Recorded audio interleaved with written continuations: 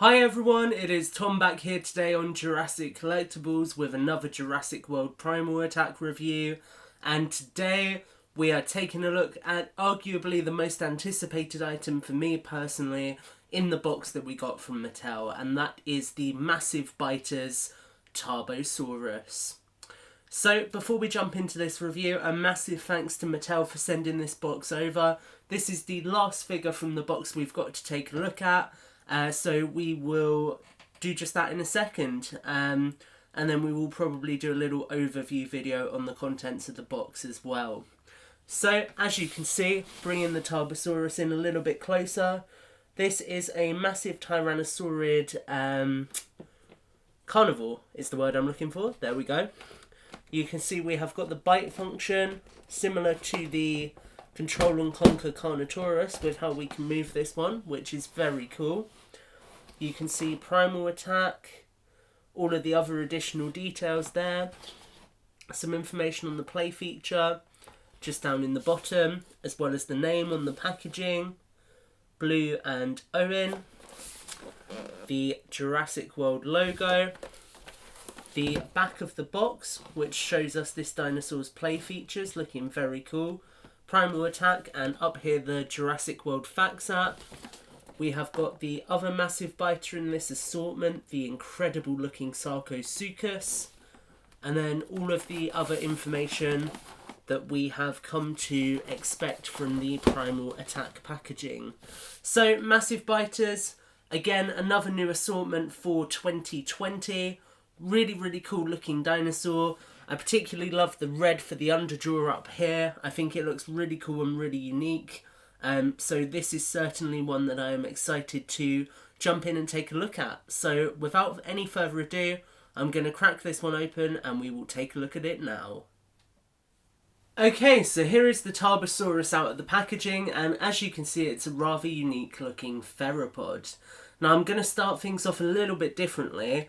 I'm going to zoom us out and bring in the Control and Conquer Carnotaurus just to give you a sense of scale. So you can see this particular dinosaur, you can see I've still got the box just back there that these came in, is a little bit smaller than the Control and Conquer Carnotaurus. So kind of more at that Roarivore kind of theropod scale, I would say. However, it is a really nice figure. If we bring it a little bit closer, you can see some of the detail in the sculpt here. Lots of nice lines and folds to simulate musculature, something which obviously we see a lot in the Mattel figures, but equally this really nice black patterning on the grey skin. This works really well. It kind of goes all the way down the figure's back towards the tail, as you can see just here. And it all looks really well finished and really high quality. So that is something which I am particularly impressed with on this figure. Now this figure has also got a kind of sail of spines, if you like. It's got a lot of extended spines on its back, and you can see that they look great. They're really nice and pronounced against the white backdrop, so you can see them quite nicely, and they're not too sharp. They're made of a kind of pliable rubber, but they feel really nice nonetheless. Now the figure's arms, you can see down here, we have got two fingers on them, and they are on ball joints, so they can articulate quite nicely, as you can see there, and they do look fantastic. Coming up to the figure's head, this is one of the more unique ones I think we've seen. Certainly has the kind of characteristic tyrannosaurid features, but feels unique enough to be its own thing. Now as you can see, the crest of spikes begins going down the middle of the head. If I angle this down, it will be a little bit more prominent there. And you can then see that we have got this great red eye with some surrounding black detail on it, and that looks absolutely fantastic. Very menacing, gives me kind of vibes of the initial Indominus Rex marketing, and looks really cool. Now you can see the underjaw here as well is in that same red colour, and this is slightly darker in person than it is showing up as on camera. It does look really nice in person. The tongue and the gums, as you can see just here, are more of an orange colour to contrast with the underjaw as well. And you can see we've then got yellow teeth around the figure's mouth as well. And looking at that from the other side as well, You can see the same very consistent paintwork, looks really nice and clean, and then those red colours do carry down into the figure's kind of neck here as well, and we can then follow that down into the grey underbelly, as you can see just there.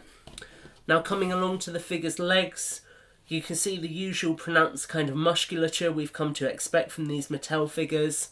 Feet that are very, very similar to the Tyrannosaurus feet. However, unfortunately, these do not have painted nails, and that is definitely unfortunate. This is one of the only larger theropods, I think, that has not got painted nails.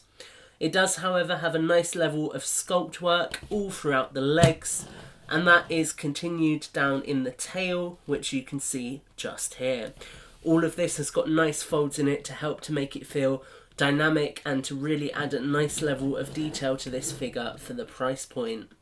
As you can see, looking heads on, this has got quite an intimidating profile, and I really just am in love with this figure and how it feels similar but unique in its own right.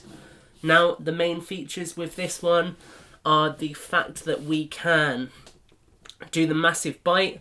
So there is a button in the tail just there that you can see, and twisting the tail will twist the head either side. Whilst pressing that button there, we'll get a kind of chewing action. So you can make the figure angle down, bite, angle up and bite, or twist side to side as well. So really strong play feature with this one. I really like how, again, like with the other figures in this line, you can control both the tail and the head simultaneously. And having the ability to bite remotely is useful for not only play but also for toy photography as well. So really cool. And if we just get this to bite quickly while we're looking at the head, you can see the jaw there looks good while it's closed. Really nice kind of closed effect there, which looks good. And you can see some quite natural fluid movements are possible as well, which is cool. So, all in all, I feel that the Tarbosaurus is a really cool figure. And one final thing that we will look at before I give my final closing remarks is the way that you can scan this figure in for yourself. So there is the DinoFacts app code, and there is the Jurassic World logo. And that brings our look at the Tarbosaurus to a close. So overall, I feel that this is a really strong addition to the line. It's a really cool theropod. It's got some unique colours with the red underjaw, which has not been done before, and the red eyes. And I think that it can hold its own against the other dinosaurs which are in the assortment currently. Whilst it feels familiar as a Tyrannosaurid, it's still got enough distinguishing features to make it worth picking up. With all that said, I'd like to thank Mattel again for sending this sample our way. I've really enjoyed taking a look at all their figures. Do stay tuned for a brief overview video and then other content from us in the near future. That's all for today though, guys. Thanks for checking out the video, and as always, have a great week.